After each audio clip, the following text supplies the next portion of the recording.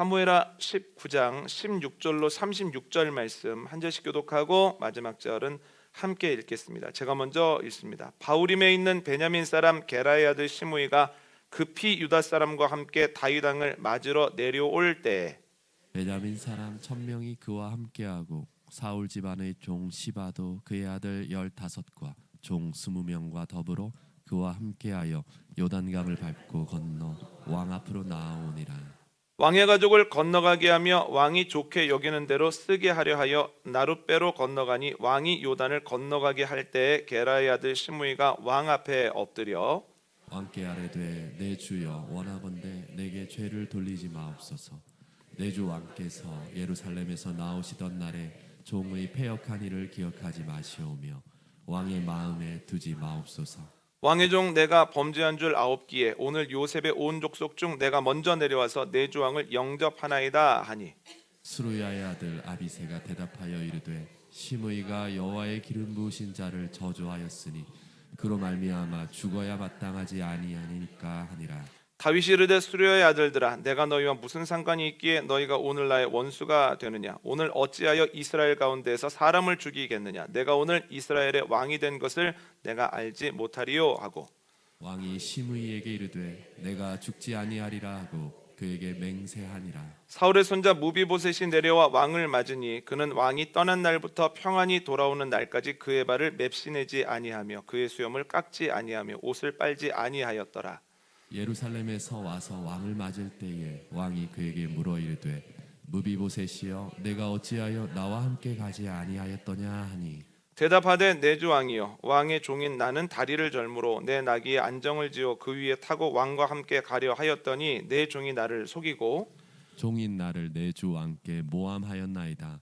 내 주 왕께서는 하나님의 사자와 같으시니 왕의 처분대로 하옵소서. 내 아버지의 온 집이 내 주 왕 앞에서는 다만 죽을 사람이 되지 아니하였나이까 그러나 종을 왕의 상에서 음식 먹는 자 가운데에 두셨사오니 내게 아직 무슨 공의가 있어서 다시 왕께 부르짖을 수 있사오리까 하니라. 왕이 그에게 이르되 내가 어찌하여 또 내 일을 말하느냐 내가 이르노니 너는 시바와 밭을 나누라 하니 무비보셋이 왕께 아뢰되 내 주 왕께서 평안히 왕궁에 돌아오시게 되었으니 그로 그 전부를 차지하게 하옵소서 하니라. 길르앗 사람 바르실레가 왕이 요단을 건너가게 하려고 로글림에서 내려와 함께 요단에 이르니 바르실레는 매우 늙어 나이가 80세라 그는 큰 부자이므로 왕이 마하나임에 머물 때에 그가 왕을 공개하였더라. 왕이 바르실레에게 이르되 너는 나와 함께 건너가자. 예루살렘에서 내가 너를 공개하리라. 바르실레가 왕께 아뢰되 내 생명의 날이 얼마나 있사옵겠기에 어찌 왕과 함께 예루살렘으로 올라가리이까. 내 나이가 이제 80세라 어떻게 좋고 흉한 것을 분간할 수 있사오니 음식의 맛을 알 수 있사오리이까. 이 종이 어떻게 다시 노래하는 남자나 여인의 소리를 알아들을 수 있사오리이까. 어찌하여 종이 내 주 왕께 아직도 누를 끼치리이까. 함께 하겠습니다. 당신의 종은 왕을 모시고 요단을 건너려는 것뿐이거늘 왕께서 어찌하여 이 같은 상으로 내게 갚으려 하시나이까. 아멘. 압살롬의 반란으로 도망했던 다윗이 요단강을 건너 예루살렘으로 돌아옵니다. 오늘 본문은 왕이 귀환하면서 만난 사람들에 대해서 기록을 하고 있는데요. 여러분, 왕의 귀환이 희소식일까요? 나쁜 소식일까요? 모든 사람에게 같은 의미를 갖는 건 아닙니다. 왕이 궁을 떠나 있을 때 왕에 대해서 어떤 마음을 품고 어떤 말을 하고 어떤 행동을 했느냐, 즉 어느 편에 서 있었느냐에 따라서 희소식이기도 하고 또한 굉장히 마음을 어렵게 하는 소식이기도 합니다. 이와 같이 예수 그리스도께서 이 땅에 다시 오실 때, 재림하실 때 우리가 주님에 대해, 주님의 다시 오심에 대해 어떤 마음을 품었느냐, 어떤 말들을 하였느냐, 어떻게 행하였느냐에 따라서 그 의미는 매우 다양하다라고 하는 거예요. 그래서 오늘은 다윗이 궁으로 귀환하는 중에 만났던 사람들을 통해서 나는 지금 어느 편에 서 있는가에 대해 점검해 보려고 합니다. 세 부류로 나눌 수 있는데, 첫 번째는 이것입니다. 왕의 귀환이 두려운 사람이 있었다는 거예요. 게라의 아들 시므이에게 왕의 귀환은 무척 두려운 일이었습니다. 한번 오늘 본문 읽어볼까요? 사무엘하 19장 18절로 20절 말씀입니다. 함께 읽습니다. 시작. 왕의 가족을 건너가게 하며 왕이 좋게 여기는 대로 쓰게 하려 하여 나룻배로 건너가니, 왕이 요단을 건너가게 할 때 게라의 아들 시므이가 왕 앞에 엎드려 왕께 아뢰되, 내 주여 원하건대 내게 죄를 돌리지 마옵소서. 내 주 왕께서 예루살렘에서 나오시던 날에 종의 패역한 일을 기억하지 마시오며 왕의 마음에 두지 마옵소서. 왕의 종 내가 범죄한 줄 아옵기에 오늘 요셉의 온 족속 중 내가 먼저 내려와서 내 주 왕을 영접하나이다 하니. 아멘. 시므이는 다윗 왕이 귀환한다는 소식을 듣자마자 가장 먼저 와서 머리를 조아립니다. 왕이시여, 저의 죄를 용서해 주옵소서. 왕이 예루살렘에서 나오시던 날에 제가 했던 패역한 행동 기억하지 마옵소서. 마음에 두지 마옵소서. 여러분, 시므이가 왜 이렇게 할까요? 여러분, 시므이 기억나시죠? 다윗이 도망하는 중에 바울임 지나가고 있었습니다. 그런데 시므이가 나타나서 돌을 던지면서 저주하기 시작합니다. 네가 사울 왕과 그 가족들을 다 죽이고 왕위를 빼앗더니 하나님께서 너에게 벌을 내리시는구나. 네 자녀에게 왕위를 빼앗기게 되었구나. 너는 끝났어. 이렇게 이야기를 하죠. 그가 왜 이런 생각을 했을까요? 다윗 왕이 돌아가지 못한다고 생각을 했거든요.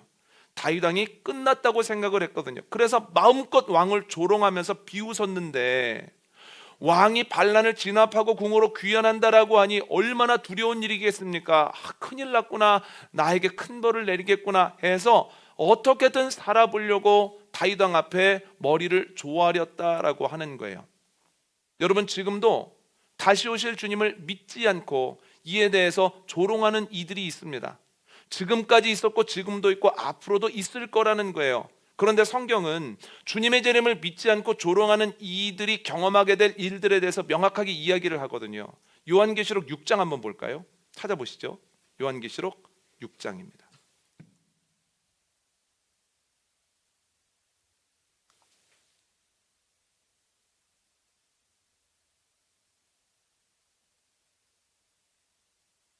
요한계시록 6장 15절로 17절 말씀 한 목소리로 함께 읽도록 하겠습니다. 15절로 17절입니다. 시작.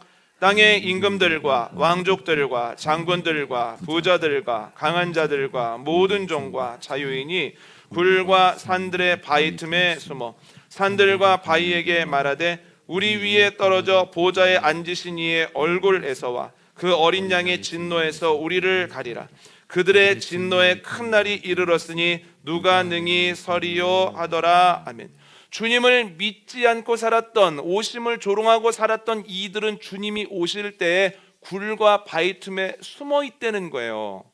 그러다가 얼마나 두려운지 산과 바위들에게 이렇게 이야기를 합니다. 차라리 나를 덮어라. 그러면 내가 보좌에 앉으신 이의 얼굴을 대하지 않을 것 아니냐. 또한 어린 양의 진노에서 내가 자유로울 것 아니냐. 그런데 앞에 나와 있는 이들 넉넉한 이들입니다. 아무리 넉넉해도 그날에는 구원을 살 수 없다는 거예요. 강력한 이들도 많이 나옵니다. 장군도 나오고 왕도 나옵니다. 그들의 권력으로 구원을 획득할 수 없다는 거예요. 자유인도 나오거든요. 자유인이라고 해서 구원받고 싶다라고 하는 여러 가지 일들을 해도 그때는 소용이 없다는 거예요. 종들이라고 해도 핑계대지 못한다는 거예요. 다시 오실 주님을 기억하면서 살지 않으면 지위고하를 막론하고 어떤 상황에 있었든지 간에 주님 앞에 서기에 두려운 마음을 가질 수밖에 없다라고 하는 거죠. 여러분, 우리가 시므이와 같은 실수를 반복하지 않기 위해서 어떻게 해야 되겠습니까?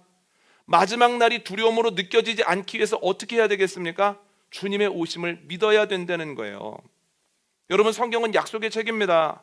구약은 오실 예수님에 대해서 이야기를 하거든요. 오실 예수님에 대해서 약속하시고 그 약속 지키시거든요. 신약은 무엇일까요? 다시 오실 예수님에 대한 약속이에요. 구약의 약속을 지키셨던 것처럼 다시 오실 예수님에 대한 약속도 지키시거든요. 아, 그렇구나. 우리가 언제일지는 알지 못하지만 분명히 약속하신 대로 예수님이 다시 오신다는 걸 믿어야 된다는 거예요.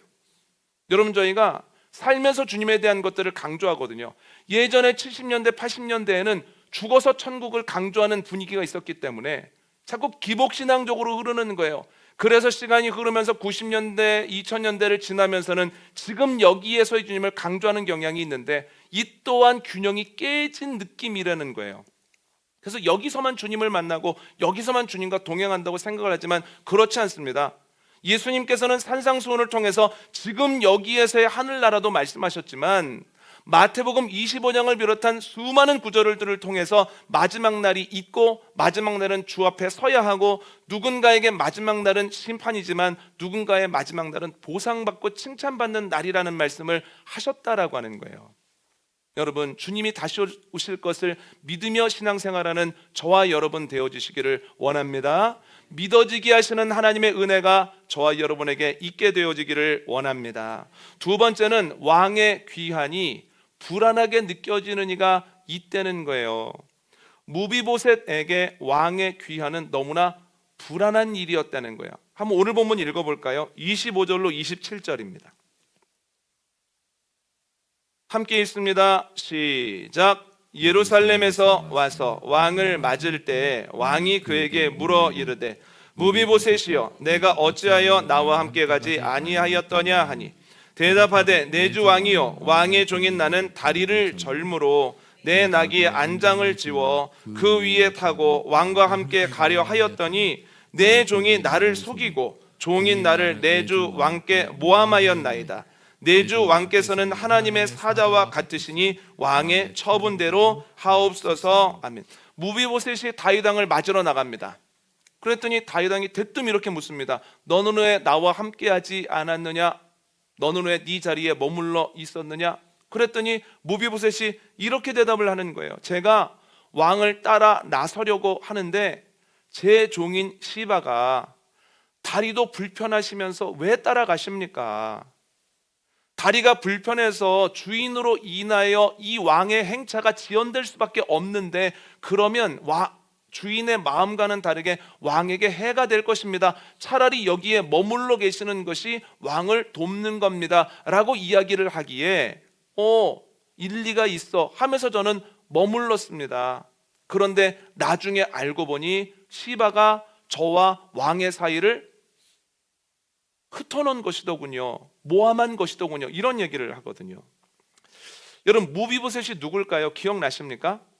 사울왕의 손자이자 요나단의 아들입니다. 어렸을 때 유모가 다급한 상황에서 떨어뜨려서 그의 다리가 장애를 갖게 되었다는 거예요. 다윗이 왕이 되어서 모든 것이 평안해진 이후에 무비보셋을 보고 그리고 무비보셋이 저는 다리를 보고 마음 아프게 생각합니다. 그래서 사울 때문에 복수하지 아니하고 요나단 때문에 그를 극진하게 대접을 합니다. 사울이 가지고 있었던 밭, 우리로 말하면 전답을 모두 무비보셋에게 줍니다.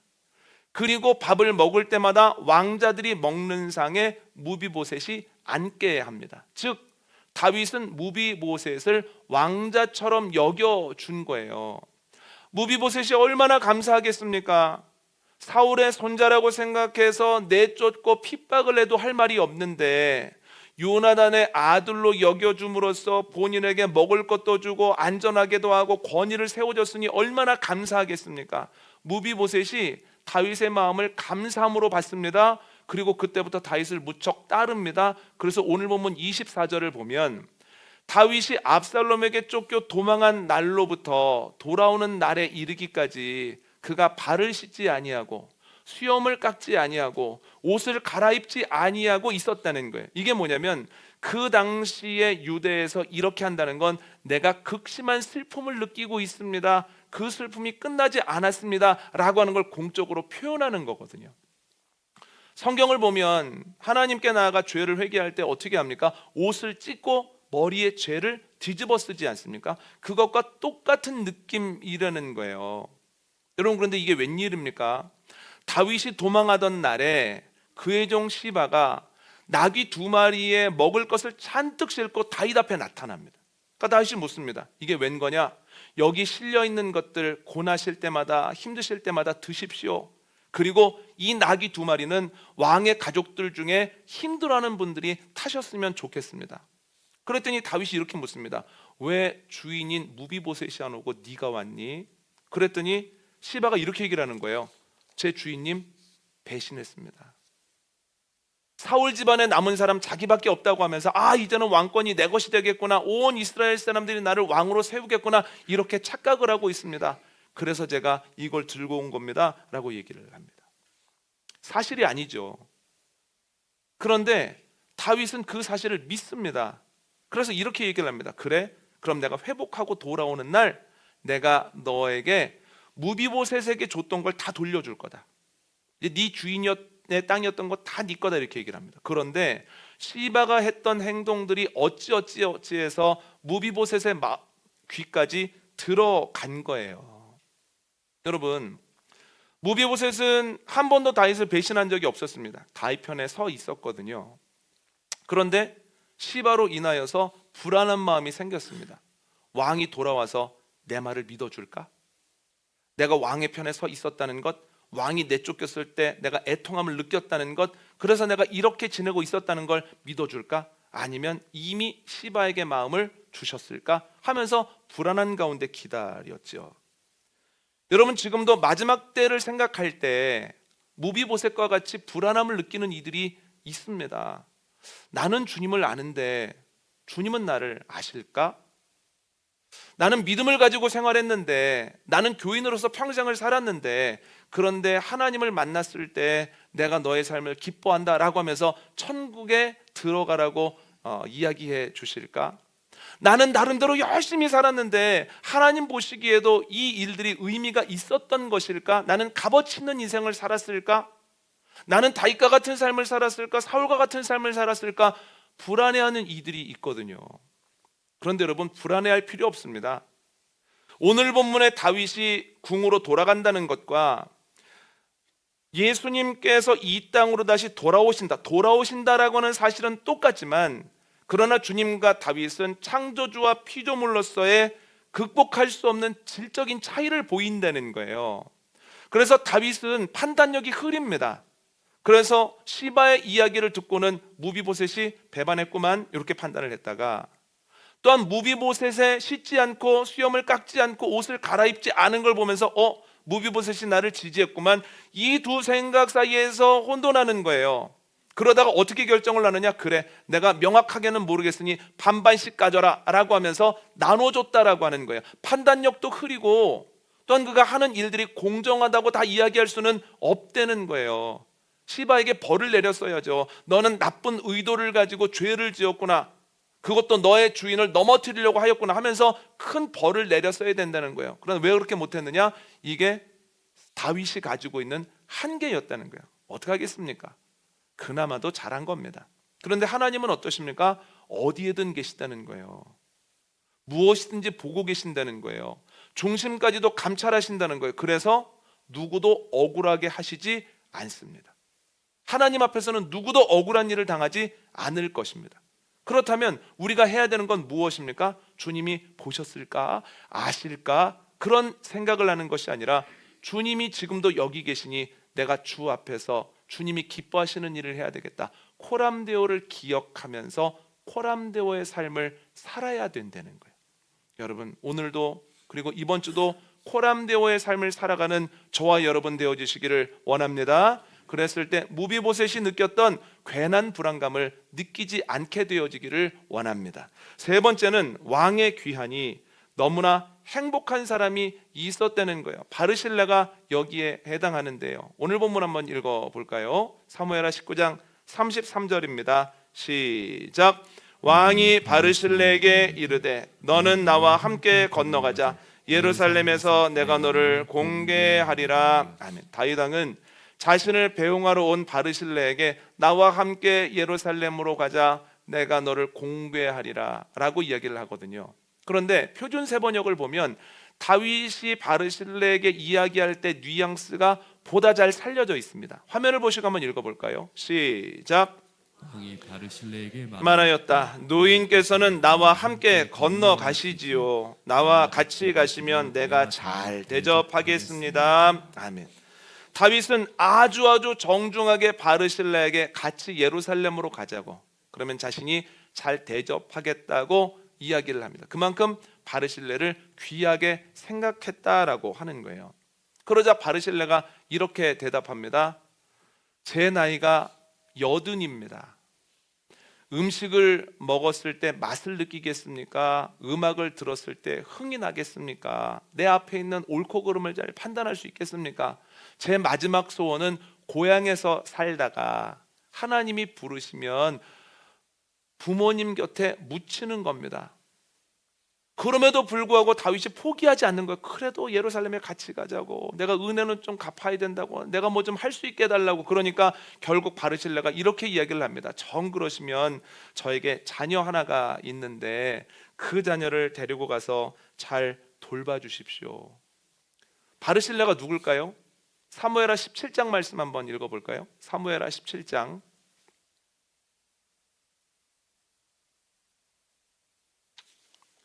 27절로 29절입니다. 함께 읽습니다. 시작.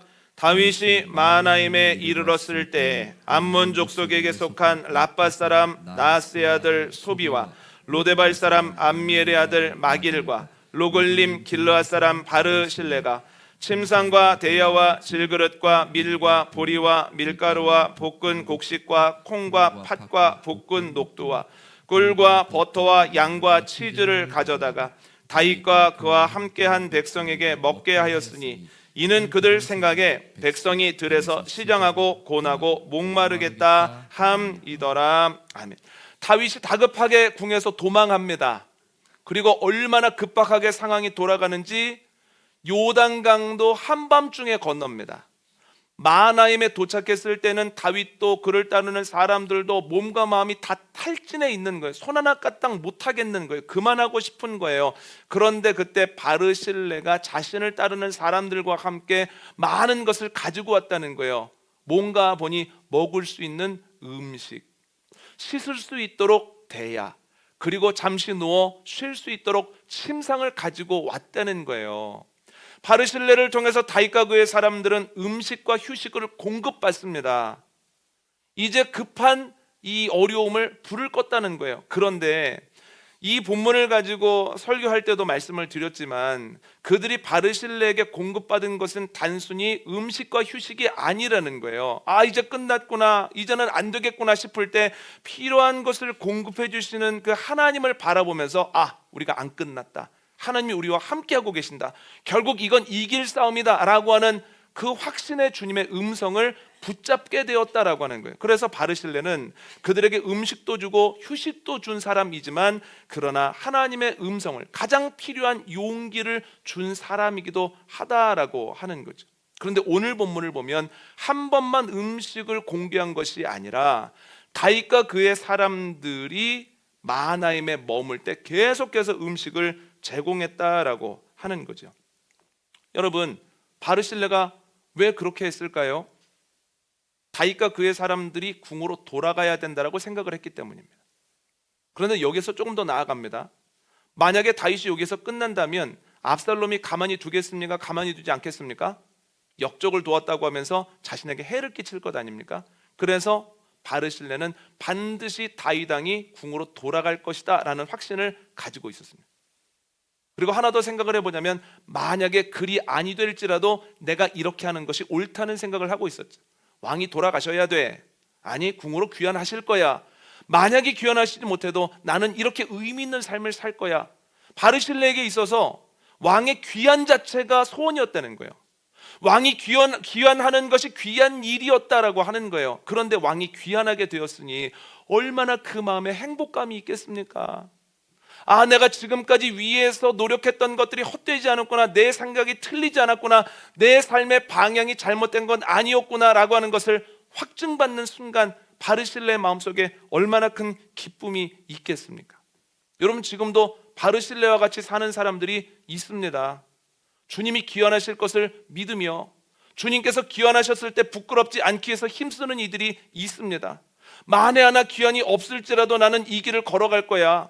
내가 세상과 닮아가지 않을 거야. 세상 사람들과 똑같이 걸어가지 않을 거야. 나는 주님이 말씀하신 대로 내가 손해보는 삶도 살아갈 거고, 내가 낮아지는 삶도 살아갈 거고, 내가 움켜쥐는 삶이 아니라 그래도 놔보려고 노력하는, 내가 나눠주는, 흘려보내는 삶도 살아볼 거야 라고 결심하고 살아가는 이들이 있다는 거예요. 여러분, 이러한 삶이 우리의 삶이 되어지기를 원합니다. 마지막 때를 기다리는 삶, 마지막 때 부끄럽지 않게 해서 노력하는 삶, 주님이 말씀하셨던 대로 그래도 나는 살아볼 거라고 힘쓰며 나아가는 삶, 이 삶이 여러분의 삶에도 복이 될 뿐만 아니라 여러분들을 만나는 모든 사람들에게도 복이 되는 복된 인생 되어지기를 원합니다. 그런데 여러분, 바르실레처럼 주님을 기대하며 기다리며 산다는 건 구체적으로 무엇을 의미할까요? 마태복음 25장을 보면 주님께서 본격적으로 마지막 때에 대한 말씀을 하시거든요. 그래서 마태복음 25장의 첫 부분이 뭐냐면 슬기로운 처녀, 그러니까 10처녀 중에 5처녀만 슬기로웠다, 이런 얘기를 합니다. 등만 준비한 게 아니라 넉넉한 기름을 준비한 처녀만 잔치에 참여해, 요 말씀이었고요. 두 번째 이어지는 비유가 뭐냐면 달란트의 비유입니다. 주인이 달란트를 주고 오랜 후에 돌아와서 결산을 한다. 너희도 결산하게 될 것이다. 너도 충성을 다했던 5달란트, 2달란트 받았던 사람처럼 너도 충성을 다해서 칭찬받는 사람이 되라, 이렇게 말씀하시거든요. 그리고 세 번째 마지막 날에 대한 이야기는 비유가 아니라 직접적으로 말씀을 하십니다. 이렇게 말씀하십니다. 마지막 날이 되면 주님이 천군 천사를 대동해서 이 땅에 오시는데 주님께서 보좌에 앉아 계시면 각 나라와 민족이 보좌에 앉으신 주님께 나온다는 거예요. 그러면 주님께서 그때 목자가 양과 염소를 구분하는 것처럼 의인과 악인을 구분한다는 거예요. 그런데 그 의인에게 이렇게 말씀하십니다. 너희는 좋은 것을 차지해라. 너는 잔치에 참여해라. 너는 내가 배고플 때 먹을 걸 줬고, 목마를 때 마실 것을 줬고, 내가 나그네일 때 나를 영접했고, 내가 벗고 있을 때 입을 것을 줬고, 병들었을 때 돌봤고, 감옥에 있을 때 나를 찾아왔다. 그랬더니 의인들이 물어보는 거예요. 저희가 언제 주님께 그렇게 좋은 일을 했습니까? 그랬더니 주님께서 이렇게 말씀하십니다. 지극히 작은 자에게 한 것이 나에게 한 거다. 따라해 볼까요? 지극히 작은 자에게 한 것이 나에게 한 것이다. 여러분, 다윗은요 연약하고 부족한 사람입니다. 피조물입니다. 그래서 넘어질 때도 있고 쫓겨날 때도 있고 궁핍할 때도 있습니다. 그런데 창조주이신 하나님께는 그런 순간이 없습니다. 그러면 어떻게 우리가 주님께 잘할 수 있을 것인가? 주님께서 가장 바라시는 것들을 하면 되거든요. 여러분, 구약에서 반복적으로 나오는 것, 신약에서도 그치지 않고 나오는 것이 뭐냐면 부족한 자들, 넘어지는 자들, 울고 있는 자들은 늘 너희와 함께 있으니 그들을 내버려 두지 말라는 거예요. 그들에게 무관심하지 말라는 거예요. 약자들이 늘 니네 옆에 있으니 너희 신경 써야 된다는 거예요. 그 주님이 가장 바라시는 일들을 했을 때 주님께서 그건 나에게 한 것이다 라고 말씀해 주시거든요. 여러분, 매일 만나는 사람들에게 우리가 해야 되는 일들을 성실하게 해 나가게 되어지기를 원합니다. 우리가 매일 하는 일들에 우리의 마음을 다하기를 원합니다. 약한 이들을 위해서도 우리가 신경 쓰기를 원합니다. 그랬을 때 주님께서 마지막 날에 너는 참 나에게 잘했어, 너는 나에게 참 많은 것을 해줬어, 잔치에 참여해라 라고 하는 칭찬을 받는 은혜가 저와 여러분에게 넘치게 되어지기를 원합니다. 오늘 말씀 정리합니다. 주님께서 반드시 오십니다. 그런데 오실 때 세 가지 반응이 있는데, 첫 번째는 두려움으로 맞이하는 사람이 있고, 두 번째는 불안하면서 맞이하는 사람이 있고, 세 번째는 행복함으로 맞이하는 사람이 있습니다. 여러분은 지금 어디에 서 계십니까? 오늘 밤에 주님이 여러분을 부르신다면, 오늘이 마지막 날이라면 여러분들은 어떤 것을 느끼실 것 같습니까? 언제 부르셔도, 어디에서 주님을 만나도 주님, 제가 준비하고 있었습니다, 주님을 만남이 행복합니다 라고 고백할 수 있는 복된 인생을 살아가는 저와 여러분 되어지시기를 원합니다.